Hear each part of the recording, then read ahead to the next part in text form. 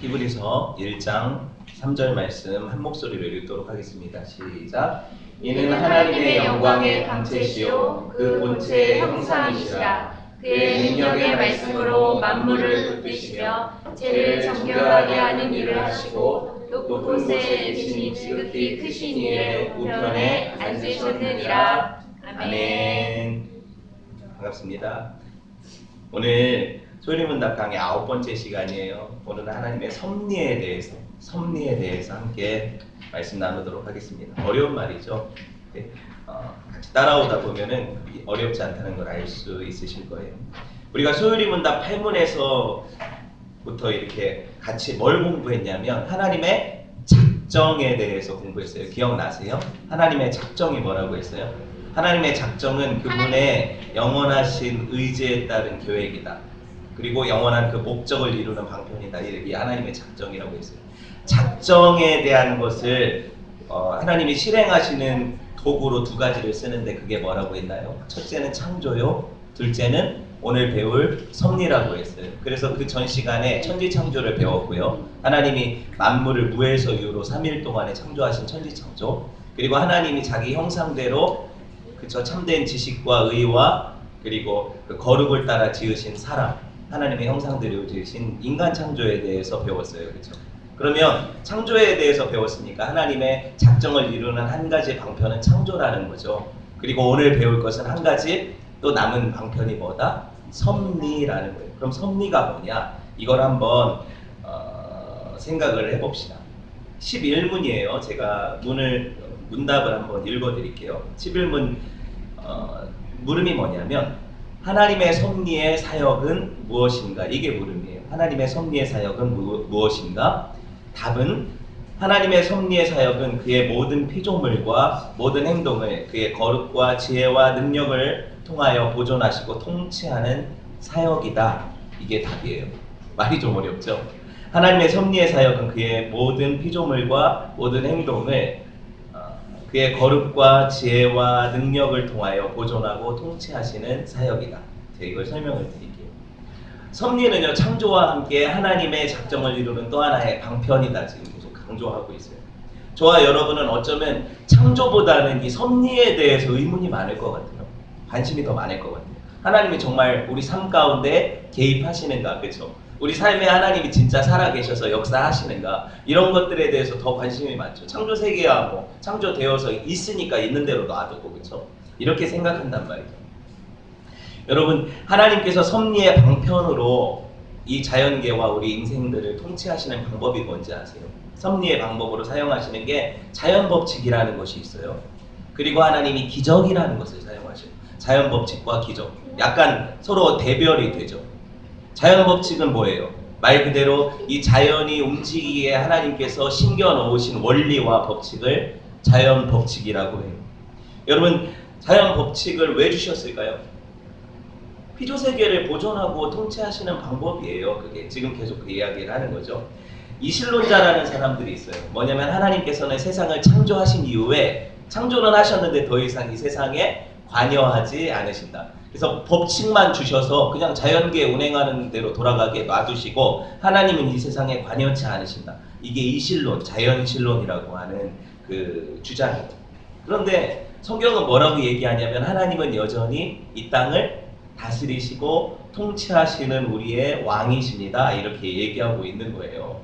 그러면 어떤 말이 맞을까 한번 생각을 해봐야죠. 통치가 뭐예요? 다스리고 주관하는 게 통치잖아요. 그렇죠? 나라를 주권자들이 통치하잖아요. 다스리고 주관한다는 의미죠. 여러분, 이렇게 말할 때 우리가 이제 오늘 배우게 될 것들 중에 많은 질문들이 일어나게 되는데, 마음속에 하나님께서 섭리하신다면 그리고 통치하신다면 여러 가지 어떤 마음속에 일어나는 의문들이 있을 거예요. 하나님이 살아계시고 통치하신다면 어떻게 이 고통스러운 것이 또 악한 것이 세상에 가득하고 존재할까, 그렇죠?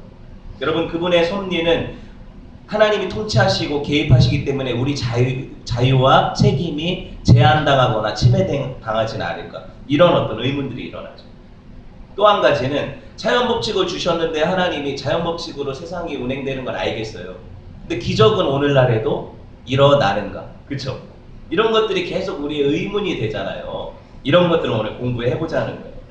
첫 번째, 보존에 대해서 한번 생각을 해봅시다. 보존. 하나님께서 이 피조 세계를 당신의 능력의 말씀으로 붙드시고 보존하신다. 오늘 히브리서 1장 3절 다시 한번 볼까요?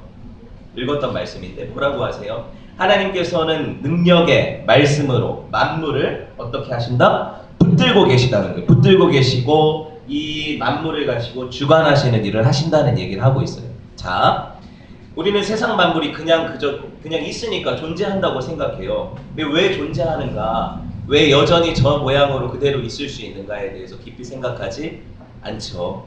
그냥 살아가요. 그렇죠? 어쩌면 당연히 있는 것이라고 여기는 거예요.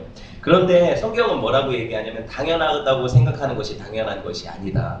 하나님이 만물을 붙들고 있지 않으시면 저 만물이 너네가 보고 있는 것처럼 그대로 존재하지 않을 수 있다. 이런 얘기를 하는 거예요. 산이 산인데 그 산이 없을 수 있다는 거예요.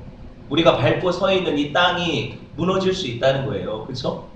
바다가 그냥 땅으로 올라와서 바다가 땅을 덮어버릴 수도 있다는 거예요. 하나님이 붙드시지 않는다면. 이런 얘기하는 거예요.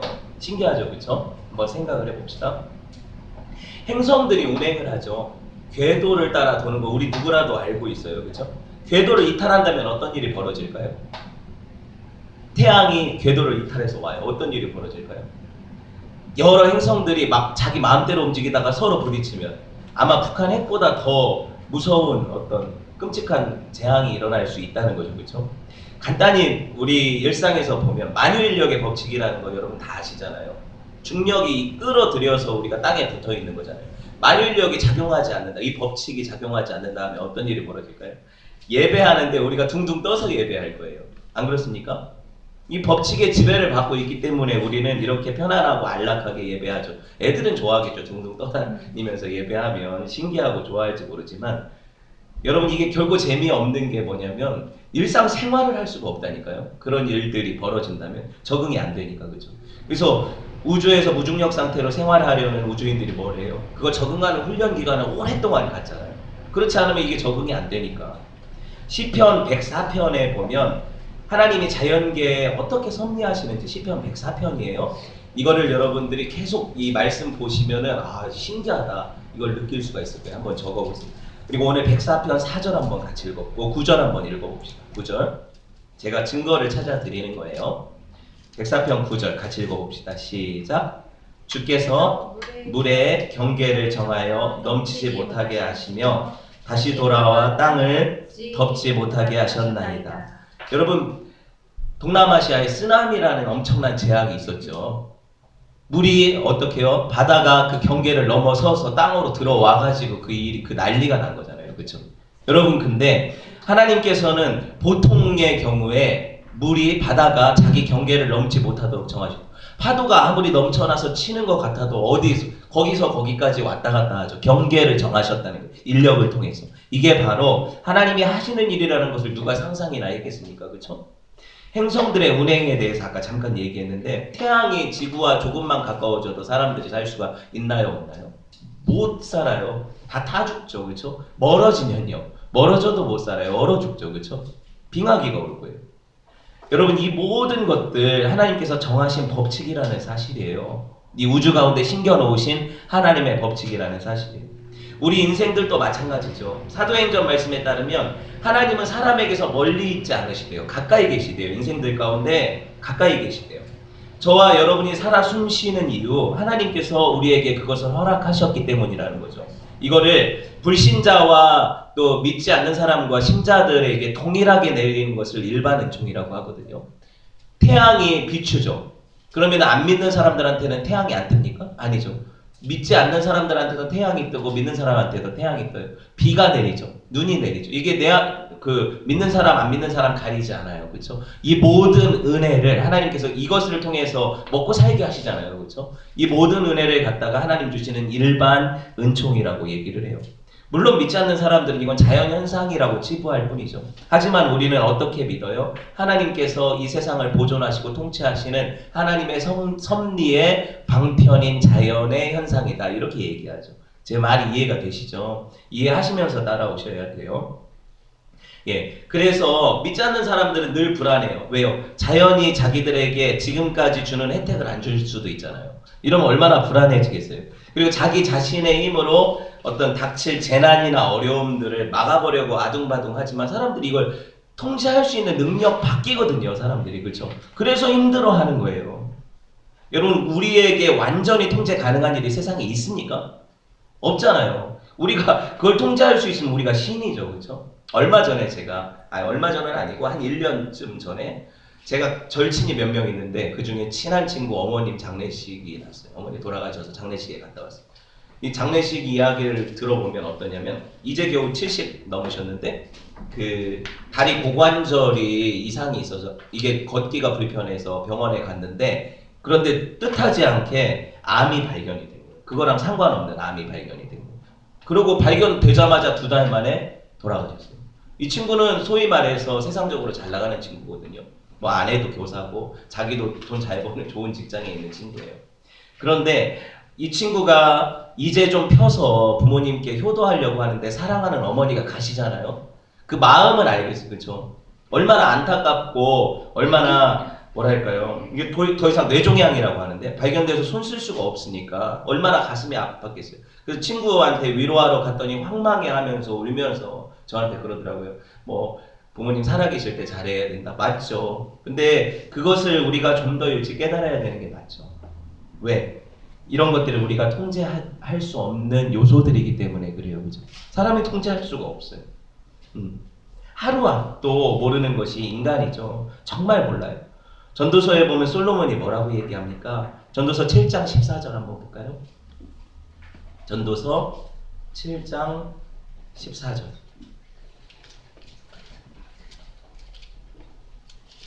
시편, 잠언, 전도서죠. 800이 넘네요. 900. 예. 7장 14절이요. 보셨죠?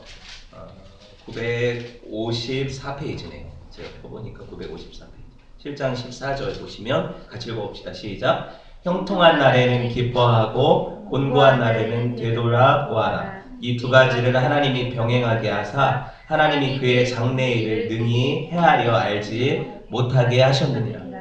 우리는 미래를 알 수 있다 없다? 알 수 없다. 왜 없냐? 하나님이 알 수 없게 하셨기 때문이다. 이 전도서가 그 얘기를 해요. 그러니까 우리가 무당이나 점쟁이들 찾아다니면서 우리 미래에 어떻게 될 건지, 내가 내년에 어떻게 될 건지 이런 거 알아볼 이유가 없어요. 왜요? 알아볼 이유가 없습니까? 하나님이 이걸 알지 못하게 하셨대요. 막으셨대요. 왜 막으셨냐? 사람들이 미래를 안다면 통제 가능할 거라고 생각하는데 정말 그럴까요? 미래를 안다고 해도 통제 가능하지 않아요. 오히려 더 불안해져요. 자, 생각해 봅시다. 제가 45이 되는 해, 제가 미래를 알았어요. 45살이 되는 해에 저는 로또 1등에 당첨이 될 거예요. 기쁘죠? 그 해를 기다릴 거예요. 45이 될 때까지 저는 기다릴 거예요. 그런데 한 가지 뒤에 사실을 더 알았어요. 뭐냐면 그거 로또 1등 금액을 당첨돼서 받고 돌아오는 길에 교통사고가 나서 죽을 거예요. 이 2가지를 제가 다 알았어요. 로또 당첨 사실이 제게 기쁨이 될까요? 제가 무슨 얘기 하는지 아시겠죠? 사람이 미래를 안다는 것이 결코 행복이 아니에요. 우리가 모르고 사니까 사는 거죠. 얼마나 불안해서 살겠어요. 그죠? 모르고 사니까 내가 죽을 날, 내가 다칠 날, 뭐 물론 좋은 일도 있겠죠. 하지만 사람들은 어떻게 좋은 일만 생각하지 않거든요. 그렇죠? 오히려 나쁜 일에 대해서 더 걱정하고 어려워하는 게 인간이죠. 그렇죠? 그게 바로 인생이라는 거예요. 그리고 만약에 미래를 안다라는 것이 우리에게 허락되었다면 우리가 주어진 일에 최선을 다하겠습니까? 하루하루 열심히 살겠습니까? 안 그렇죠. 어차피 45세 로또 될 텐데 내가 왜 그렇게 삽니까? 그렇죠? 이해되세요, 제 말이? 그럴 필요가 없다는 거예요. 그래서 하나님이 사람이 사람답게 살게 하기 위해서 이 모든 것들을 가려놓으셨다는 거예요. 왜? 하나님을 의지하고 살아라. 하루하루 네 주어진 분복을 따라서 최선을 다해서 살다 보면 복도 주시고, 그렇죠? 인생에 화도 있어요.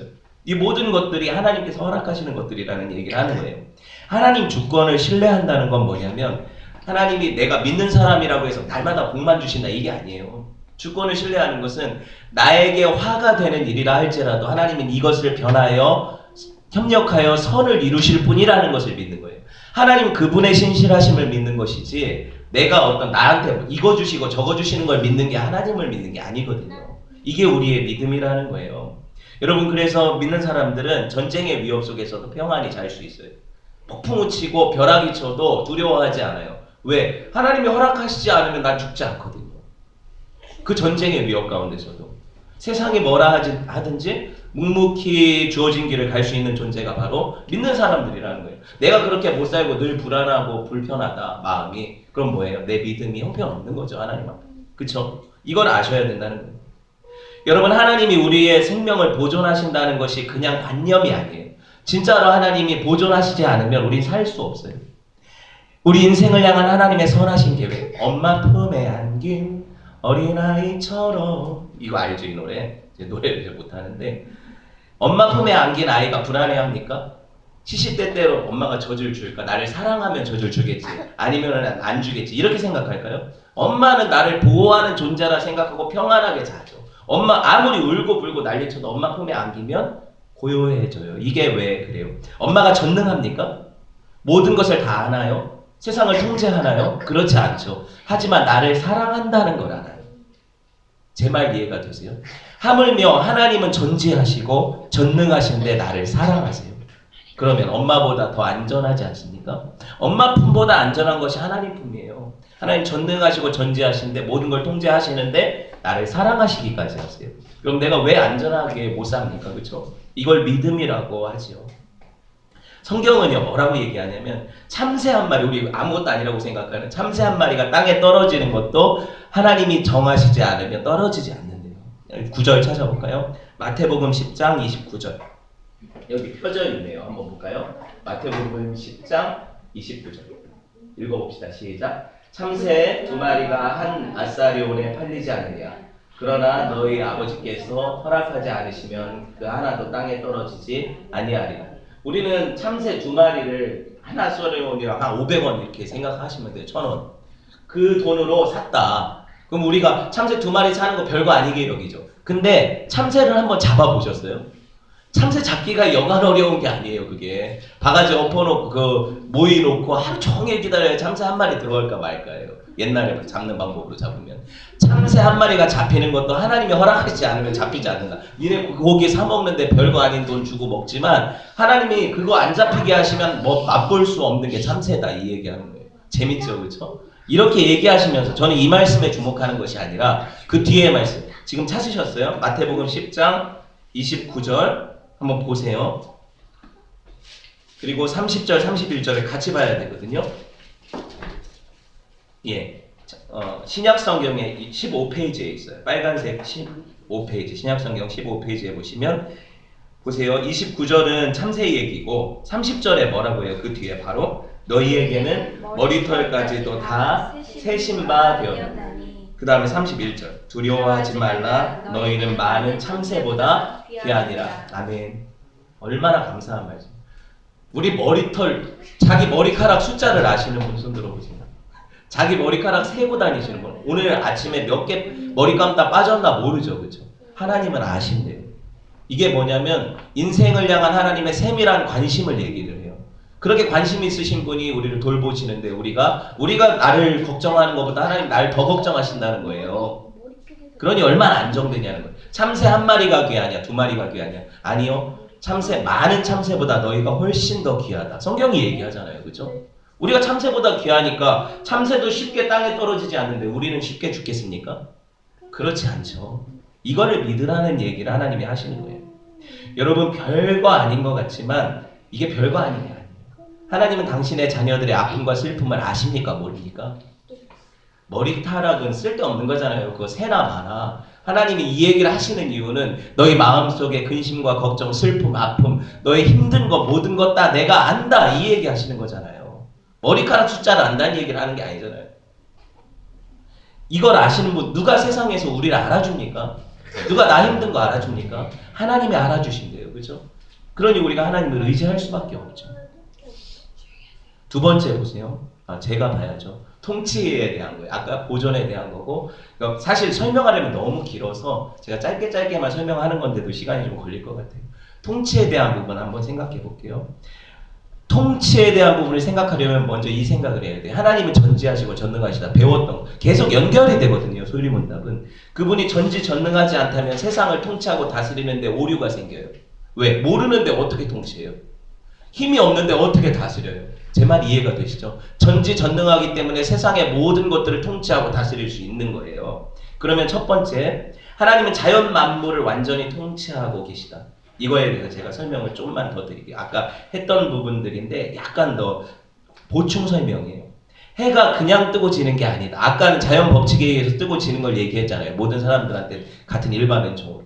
그런데 실제로 그 자연 법칙은 누가 만드셨냐는 거죠. 아까 누가 만들었다고 했어요? 하나님이 만드셨다고 했죠. 자연 법칙을 만드신 하나님은 자연 법칙을 넘어서서 일하실 수 있을까요? 없을까요? 일할 수 있다는 거예요. 쉽게 설명을 드릴게요. 제가 컵을 만드는 도자기로 컵을 만드는 사람이라고 얘기를 해보세요. 컵으로 물을 마시죠? 만들어서 마셔요. 목말라가지고. 근데 이 컵이 없이 물은 못 마십니까? 아니죠.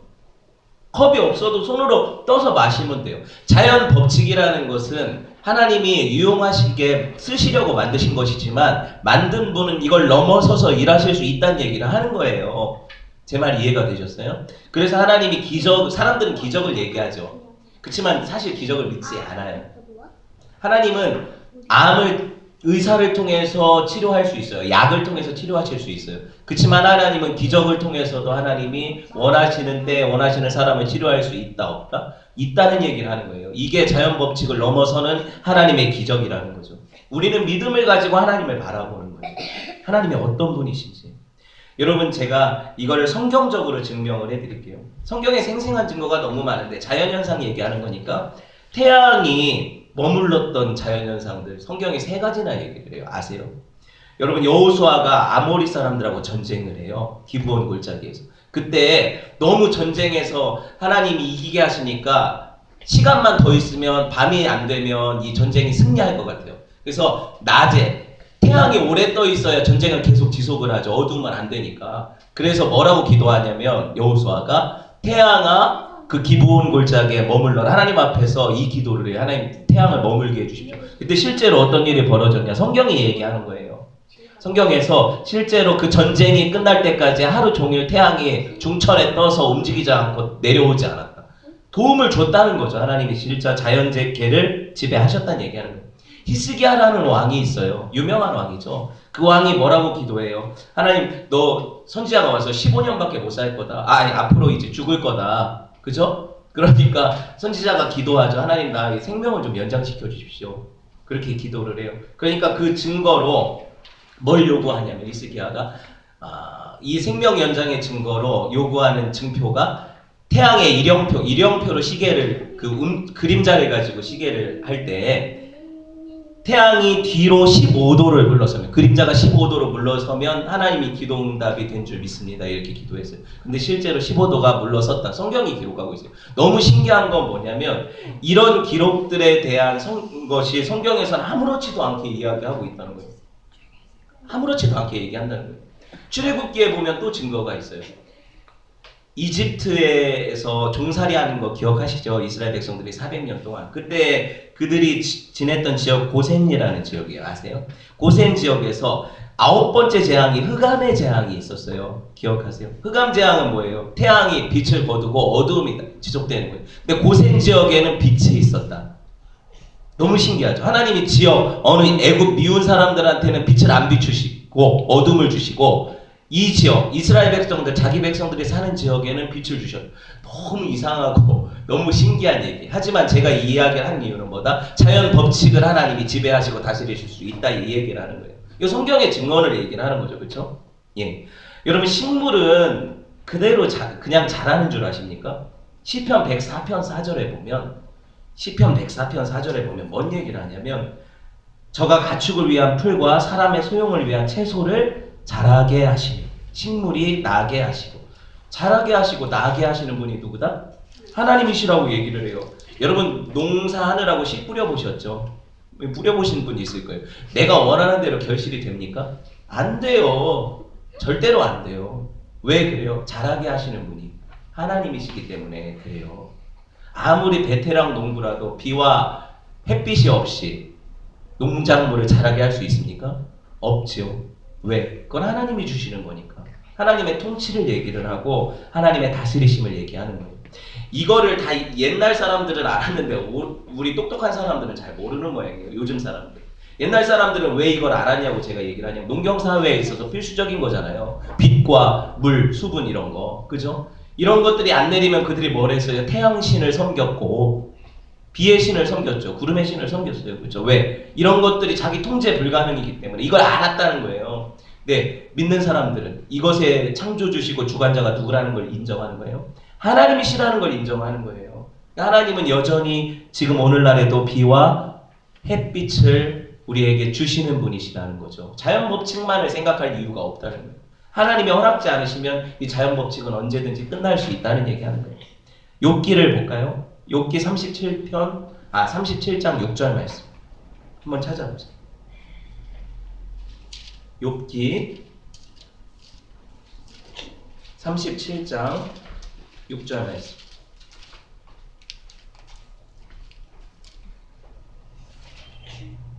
(799페이지죠) 798페이지 욥기 37장 6절 말씀부터 제가 읽어드릴 테니까 눈으로 한번 따라와 보세요. 눈을 명하여 땅을 내리라, 땅에 내리라 하시며 적은 비와 큰 비도 내리게 명령하시느니라. 9절 북풍은 그 밀실에서 나오고 추위는 북풍을 타고 오느니라. 10절 하나님의 입김이 얼음을 얼게 하고 물의 너비를 줄어들게 하느니라. 또한 그는 구름에 습기를 실으시고 그의 번개로 구름을 흩어지게 하시느니라. 그는 감싸고 도시며 그들의 할 일을 조종하시느니라. 그는 땅과 육지 표면에 있는 모든 자들에게 명령하시느니라. 피조 세계가 누구의 다스림을 받는다? 하나님의 다스림을 받는다. 여러분, 북극의 얼음이 녹는 것이 북극 꼬맥에만 해로운 게 아니라 우리 인생들에게도 어려움이 될 줄을 누가 알았겠어요, 그죠? 이 모든 것들이 근데 하나님이 녹지 않게 하시면 안 녹는다는 거예요. 신기하죠? 이 통치, 보존, 다스림, 별자리들, 운행들, 이거 뭐 설명하자면 너무 많으니까 제가 질문 하나 할게요. 산에 사는 산양 알죠? 산염소. 산양이 새끼를 언제 낳는지 아시는 분? 갑자기 이런 질문하면 너는 알겠냐, 그죠? 모르죠. 암사슴이 새끼 낳는 걸 보신 분. 동물의 왕국에서 좀 봤겠죠. 근데 사실 그 은밀한 곳에서 보금자리를 정하고 그 막 높은 어떤 바위 틈 이런 데서 낳잖아요. 그렇죠? 모른다는 거예요. 몇 달에 만삭이 되는지, 이 새끼를 가졌을 때 과정이 어떤지 이거 모른다는 거예요. 이 질문을 제가 왜 하는지 아세요? 이게 제 질문이 아니라 성경에서 욥기에서 하나님이 사람한테 질문하시는 거예요. 너 이거 아냐? 너 하마가 어떻게 잡히는지 아냐? 너 바람이 왜 부는지 아냐? 이걸 왜 질문하실까요? 그때 당시 사람은 이걸 몰랐거든요. 그럼 뭐라고 대답을 해? 하나님 뭐라고 얘기해? 이런 것도 모르면서 네가 왜 내 일에, 내가 하는 일에 감나라 배나라 하느냐 이거예요. 넌 이런 것도 모르면서 네가 하나님을 다 아는 것처럼 하나님이 하시는 모든 걸 이해할 수 있는 것처럼 함부로 말하지 말라 이거예요. 우리 입을 다물게 하시는 하나님의 말씀이죠. 예. 제가 이 말씀을 통해서 하나님, 정말로 하나님께서 살아계시구나. 전능하신 분이시구나. 주관하신 분이시구나. 이거를 인정할 수밖에 없어요. 자, 자연계의 법칙을 얘기를 했고요. 두 번째로 생각해 볼 수 있는 게 하나님 통치에 대한 부분에서 하나님 세상 나라들은 그럼 그냥 놔두십니까? 지들끼리 알아서 지고 볼게. 세상 나라의 통치자, 역사의 주관자도 하나님이시라고 얘기를 해요. 히스토리를 히즈스토리라고 하죠. 하나님의 그 이야기를 세상의 역사라고 얘기를 해요. 왜 그러냐면 나라들 간에 전쟁이 일어나거나 흥망성쇠가 과정이 있잖아요. 역사를 보면 이 모든 것들 가운데 하나님의 개입이 없는 것이 없다는 얘기를 하는 거예요. 너무 신기하게도 성경이 다니엘서에 보면 그는 때와 기한을 변하시며 왕들을 폐하기도 하시고 왕들을 세우시기도 하신다고 얘기를 해요. 그럼 세상 나라 왕들이 우리 투표로 세워지는 줄 알았는데 하나님이 정하신 때 그 사람들이 서고 아니면 그 사람들이 망한다는 거죠. 또 얘기를 하는 것을 인류 모든 족속을 한 혈통으로 만드사 온 땅에 살게 하시고 그들의 연대를 정하시며 거주의 경계를 정하셨다. 이것도 하나님이 하신다는 거예요. 영원할 것 같았던 로마 어떻습니까? 망했죠. 영원하잖아요. 미국, 중국, 러시아 어떻습니까? 오바마, 시진핑, 푸틴 대단한 권력자들 같지만 다 없어져요. 나중에는 결국. 대한민국은요. 대한민국도 마찬가지고 대통령도 마찬가지죠. 하지만 하나님의 나라와 그분의 주권은 영원하다. 망하지 않는다. 이야기를 하는 거죠. 이 모든 것들에 하나님의 개입하심이 있습니까? 없습니까? 역사에도 하나님이 주관자시라는 거예요. 그래서 인류 역사가 그냥 일어나는 것이 하나도 없다. 그러면 우리 각 개인의 인생이 더 궁금하죠, 사실. 이런 것들은 그냥 그렇다 쳐요. 우리 개인의 인생은 어떻습니까? 이게 진짜 궁금한 거거든요. 우리 질문의 포인트거든요. 하나님은 각 개인의 삶 가운데 섭리하십니까? 안 하십니까? 섭리하십니다. 이걸 한번 생각을 해볼게요. 사무엘상 2장 6절에서 8절 한번 말씀해봅시다.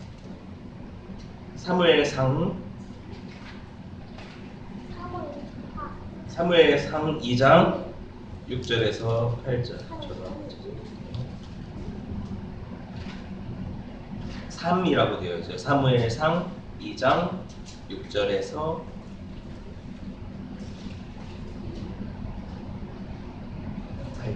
410페이지, 대학성경 410페이지, 사무엘상 2장 6절에서 8절 읽어봅시다. 같이 시작. 여호와는 죽이기도 하시고 살리기도 하시며 수월에 내리기도 하시고 거기에서 올리기도 하시는도다.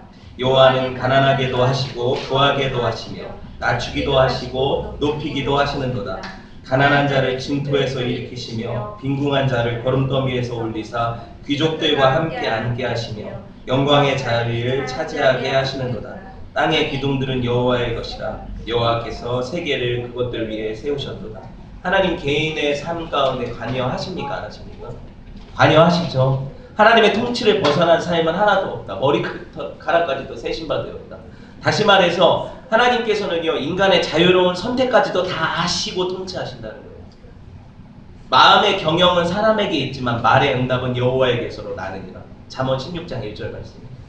너희 안에 행하시는 이는 하나님이시니 자기의 깊으신 뜻을 위하여 너희로 소원을 두고 행하게 하시느니라. 이거 하나님이 하시는 일이라는 거예요.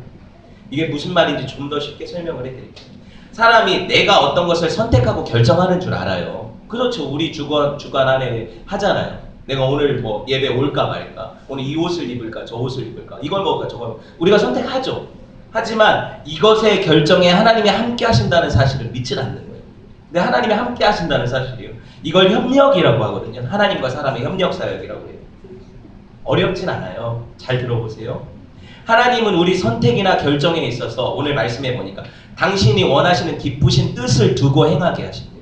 우리 안에 자꾸 그 마음이 드는 거예요. 나는 가기 싫은데 오늘 한번 예배 가볼까? 이런 마음이 드는 거예요. 나는 성경 읽기 싫은데 성경 한번 읽어볼까? 왜? 하나님이 기쁘신 뜻을 우리 속에 두고 행하게 하시기 때문에. 그래서 내 마음의 뜻과 부딪힐 수도 있어요. 그렇지만 결정에 하나님이 관여하셔요? 안 관여하셔요? 예, 영향을 끼치시고 결정을 자유롭게 하시는데 그 결정에 당연히 관여가 되는 거예요. 이거를 우리가 어떻게 논리적으로 분리할 수가 있겠어요? 하지만 하나님이 우리 가운데서 작용하시고 역사하셔서 이것들을 선택하게 하시는 과정이 있다는 거죠.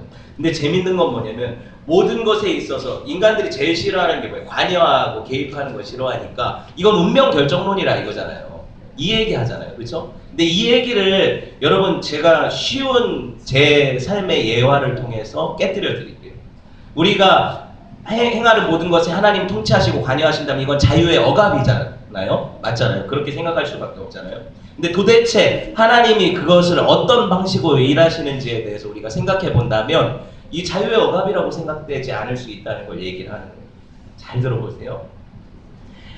제가 선택을 해요. 오늘 커피를 마시러 가요. 아메리카노를 결정. 하나님이 메뉴판을 보여주시지도 않고 넌 아메리카노 먹어라 이렇게 정해놓으세요? 아니죠. 내가 결정하죠. 내가 결정하죠. 그렇죠? 그런데 아까 얘기했지만 하나님이 결정에 개입하신다고 했잖아요. 어떤 방식으로 개입하시는지는 몰라요. 그런데 적어도 나는 강제적으로 내가 아메리카노를 먹고 싶은데 라떼를 먹게 안 하시는 걸 알아요. 제 말이 이해가 되세요? 라떼를 골라놓고 이거를 시켜서 먹어라 이렇게 안 하신다는 걸 내가 알아요. 그쵸? 아주 사소한 거지만 우리가 온라인 쇼핑을 하는데 장바구니에 하나님이 막 우리가 살 거 담아놓으세요? 우리는 결제만 하면 돼요? 이게 아니죠. 우리가 결정하고 우리가 이걸 살펴봐서 원하는 걸 사요. 하지만 하나님이 여기 결정에 개입하신다는 거예요. 신기하죠? 이 얘기를 이렇게 생각할 수 있어요. 나는 자유롭게 선택하고 결정하지만 억압이 없다. 하지만 하나님도 그 개입과 결정과 선택에 관여하신다. 그거를 어떤 방식으로 관여하시는지 나는 모른다. 그렇지만 하나님은 분명히 모든 세세한 것들에 있어서 하나님의 섭리를 우리 가운데 베푸신다. 배우자 결정 문제는 큰 거죠. 그렇지만 우리가 하나님이 사람을 딱 데려다 놓고 얘랑 결혼해라 이렇게 안 하신다는 거예요. 내가 많은 것들을 재고, 그렇죠? 나와 맞는 사람을 결정하는데 그 결정에 관여하시죠. 하지만 이것이 강제적으로 느껴지지 않아서 내가 답답한 건 뭐예요? 이런 거의 경우에는 차라리 데려다 놓으시고 얘랑 결혼해, 네 짝이다 이렇게 해주기를 원하시는데, 이거는 우리 이율 배반이에요. 모든 것에 개입하고 관여하기 싫어한다고 얘기하면서 또 자기가 못 결정하는 것은 결정해 주기를 원하는 결정자네죠. 그렇죠? 이거는 우리의 잘못이죠. 하나님은 그렇게 일하시지 않으시니까. 너무 신기하지 않으세요? 예, 인간은 로봇이 아니란 얘기하는 거죠. 프로그래밍대로 이렇게 되어지는 모든 일상은 로봇이에요. 하지만 우리는 우리의 자유와 우리의 책임을 가져요. 자유로운 존재는 책임을 지는 거니까. 맞죠? 내가 선택의 결과도 내가 받는 거니까. 내가 그냥 나가서 마음대로 씨를 뿌렸어요. 임신을 했어요. 그러면 그 아이를 키워야 되니 내 책임이잖아요. 그죠? 이거 해야 되는 거잖아요. 그랬다는 게 아니고 그런 어떤 책임의, 자유의 책임의 결과를 제가 져야 된다는 거죠. 하나님은 우리의 지정의를 이용하셔서 이것을 사용하세요. 100% 우리 의지로, 우리의 지혜로, 우리의 노력으로 이 일들을 하지만 하나님은 또 여기에 100% 관여하세요. 이게 우리의 성경의 개혁주의 성경 해석이에요. 하나님의 섭리 과정은 몰라요. 하지만 하나님은 내 결정에 100% 관여하시지만 그것이 전혀 나에게 침해로 여겨지지 않을 만큼 관여하신다. 이걸 어떻게 이루어지는지 나도 몰라요. 하지만 한 가지 내가 아는 게 있어요. 뭐냐면 하나님은 적어도 당신이 선택하고 결정하시는 것을 번복하시는 일이 없고, 그것이 최고의 지와 최고의 의와 최고의 정으로 결정하신 것이기 때문에 완전하시다. 그래서 내 생각과 내 결정보다 누구 생각이 맞다? 하나님의 생각과 하나님의 결정이 맞다. 이 모든 것들에 있어서 내 기도는 뭐다? 내 뜻이 아니라 당신의 뜻이 이루어지기를 원합니다 하고 살아가면 조금씩 내 뜻이 하나님 뜻에 맞춰가는 과정이 일어날 것이고, 힘들고 어렵겠지만 이 과정이 거쳐지고 나면 하나님의 마음에 합한 사람이 될 거라는 거죠. 이것은 하나님이 하고 계시는 일이에요. 섭리 가운데. 여러분, 그럼 한 가지 미루어뒀던 문제가 나오죠. 뭐냐면 정의와 고통에 대한 문제. 조금 오늘은 말씀이 좀 길지만 여러분이 조금만 이해를 하시고, 정의와 고통에 대한 문제. 이게 뭐냐면 하나님이 아시지 못하는 일이 없다고 했잖아요. 통제 못하는 일도 없다고 했잖아요. 그러면 왜 엄청난 아픔, 비극이 일어납니까? 이거죠. 뜻하지 않은 재난이 일어납니까? 내 사랑하는 사람이 먼저 나를 떠납니까? 왜 그 죄 없는 아이들, 우리가 볼 때 죄 없는 아이들이 그렇게 수백 명이 물에 빠져서 희생당해야 됩니까? 신정론의 문제가 발생하는 거예요. 하나님이 정말 정의롭고 하나님이 정말 의로운 분이시고 능력 있는 분이시라면 그거 막아야 되지 않습니까? 이런 자연재난을 통해서 수만 명이 죽는 이런 참사가 왜 일어납니까? 이거 막아야 되지 않습니까? 능력이 있으시니까, 다 아시니까. 이거에 대한 문제가 우리가 제일 힘들어하는 문제죠. 전쟁 왜 일어납니까? 기근, 환경 문제 왜 일어납니까? 하나님 쭉 통치하고 계신데. 이 얘기를 하는 거죠. 성경이 뭐라고 얘기하는지 제가 제 답이 아니라 성경의 이야기를 한번 말씀을 드릴게요. 마태복음 13장 4절인가요? 제가 정확하게 지금 9절, 13장 4절만 써놨네요. 한번 보세요. 실로암 망대의 이야기예요.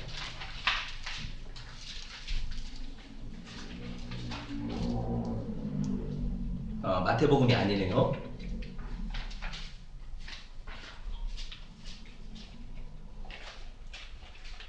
복음서의 이야기니까 누가복음이나 한번 보세요. 죄송합니다.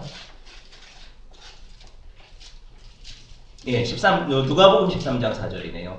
118페이지. 118페이지 누가복음 13장 4절. 보셨죠? 118페이지 누가복음 13장 4절. 같이 읽어봅시다. 시작. 또 실로암 망대가 무너져 치어 죽은 18사람이 예루살렘에 거한 다른 사람보다 죄가 더 있는 줄 아느냐? 너희에게 이르노니 아니라 너희도 만일 회개치 아니하면 다 이와 같이 망하리라. 이게 무슨 일이냐면 예수님 당시에 일어났던 한 사건이에요. 실로암 지역에 망대가 이렇게 탑 같은 거 이게 무너져서 그 타워에 있던 18사람이 애매하게 죽었어요. 왜 죽었는지 몰라요. 거예요. 죽었어요. 그럼 이 사람들이 더 죄가 많아서 너희들보다 죄가 많아서 이 사람들이 갑자기 죽은 줄 아냐? 그게 아니다. 너희들도 어느 날 어느 시에 어떤 일이 당할지 모른다. 왜? 이 모든 일이 왜 일어났다? 인간이 타락하고 범죄함으로 말미암아 일어났다. 그 이유가 5절에 나오잖아요. 너희가 회개치 아니하면, 그렇죠? 다 이와 같이 망하리라. 이 모든 인생들에게 일어나는 재해는 누구 때문이다? 우리 탓이라는 거예요. 우리가 범죄하고 하나님을 거부하고 살았기 때문에 이런 뜻하지 않은 우연을 가장한 이런 일들이 막 일어나는데 이 고통들이 우리 때문이라는 얘기를 하는 거예요. 인생사에서 일어나는 모든 문제들이. 여러분, 하나님이 완전하고 선하신 통치가 있는데 그걸 거부한 건 누구예요? 아담과 하와고 우리 인생들이죠. 하나님 통치하지 마세요. 하나님 섭리하지 마세요. 이 얘기잖아요. 우리 인생 가운데 개입하지 마세요. 나 그냥 내버려 두세요. 이게 우리 의견이거든요. 자유롭게 살고 싶으니까. 그런데 이걸 안 하면 어떻게 돼요? 하나님의 완전하심이 우리 삶 가운데 드러나지 않으면 우리는 힘들고 어려울 수밖에 없는 비참한 인생이에요. 우리 자신을 통제하지 못하니까. 외부 세계를 통제하지 못하니까. 그렇죠? 이야기를 하는 거죠. 아담과 하와 원죄 얘기 안 해도 우리 인간, 내 안에 있는 탐욕, 내 안에 있는 모든 더러운 죄악이 얼마나 많아서 고통당합니까? 그거 얻으려고 아둥바둥 하다가 욕심 때문에 투자해서 망하고 우리가 그러잖아요. 우리가 그것 때문에 범죄하고 남의 것 훔치다 망하고 그러잖아요. 그렇죠? 이게 우리 일이 남 얘기야. 내 얘기예요. 다시 말해서 이것은 하나님의 책임이 아니라